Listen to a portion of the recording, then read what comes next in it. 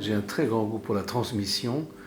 J'ai souvent dit que je n'ai pas de goût pour la paternité, c'est-à-dire que par exemple au Fresnoy, j'aimerais pas qu'on dise que les étudiants sont des petits fléchères, c'est pas du tout ça. Par contre, j'ai un vrai goût pour la transmission et donc pour la pédagogie. Mais la pédagogie, ça se passe dans l'intimité. Tu transmets à quelqu'un, tu transmets pas à une foule. Alors, bon, il m'est arrivé de parler dans des amphithéâtres pour des étudiants quand j'étais prof à Paris 3. Mais la vraie relation pédagogique, c'est une relation de personne à personne. Et là, il n'y a plus de théâtre. Hein, c'est comme dans la situation où on est en ce moment. Je te parle à toi, on est deux. Voilà. Et c'est vrai que dans la conférence, il y a une théâtralité qui n'est pas, je dirais, qui n'est pas ma tasse de thé. C'est pour ça d'ailleurs que je me suis beaucoup amusé en écrivant un livre qui s'appelle Conférencier en situation délicate, qui est une sorte de parodie de la situation de la conférence et de toutes les mésaventures qui peuvent arriver à un conférencier. Voilà, ça m'a beaucoup amusé de porter en quelque sorte la conférence en dérision. Donc la conférence est un acte, certes, de pédagogie, mais très convenu.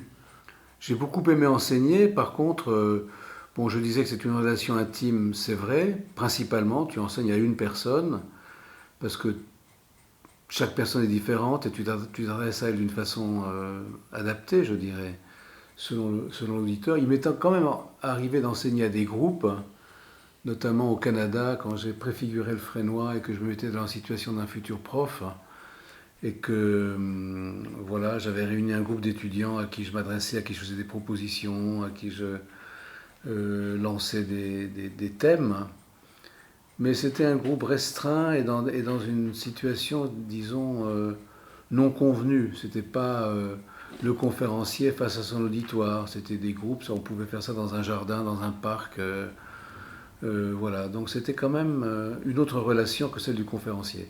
C'est vrai, je n'aime pas beaucoup de faire les conférences. Et d'ailleurs, j'ai un grand défaut en tant que conférencier, c'est que je parle toujours trop vite. Je suis tellement pressé que la conférence s'achève que je la dis à toute vitesse et que la plupart du temps, on ne comprend rien à ce que je raconte. Tu zappes même quelques fragments, quelques... Oui, j'oublie. Ouais. Je raccourcis, je saute des passages. T'oublies pas, peut-être sciemment comme ça. Oui, sciemment, je saute des passages, je me dis, compter. bon, c'est trop long, les gens s'ennuient, donc j'abrège. Et puis surtout, je parle trop vite, donc ça rend parfois mon propos difficile à comprendre. Mais pour moi, cette vitesse, elle est non seulement l'urgence d'en finir avec la conférence, mais c'est aussi le rythme de ma pensée. C'est-à-dire que pour que ce que je dis tienne en équilibre pour moi-même, enfin tienne la route, c'est comme quand dans les dessins animés, on voit un personnage qui court à toute vitesse, arrive au bout d'une falaise et continue à courir alors qu'il est au-dessus du vide. Mais il faut cette vitesse pour continuer, pour que ça passe. Donc moi j'ai besoin parfois de la vitesse de l'élocution pour que mon texte tienne, enfin qu'il ait sa juste dynamique et que je le projette comme ça sans qu'il se casse la figure.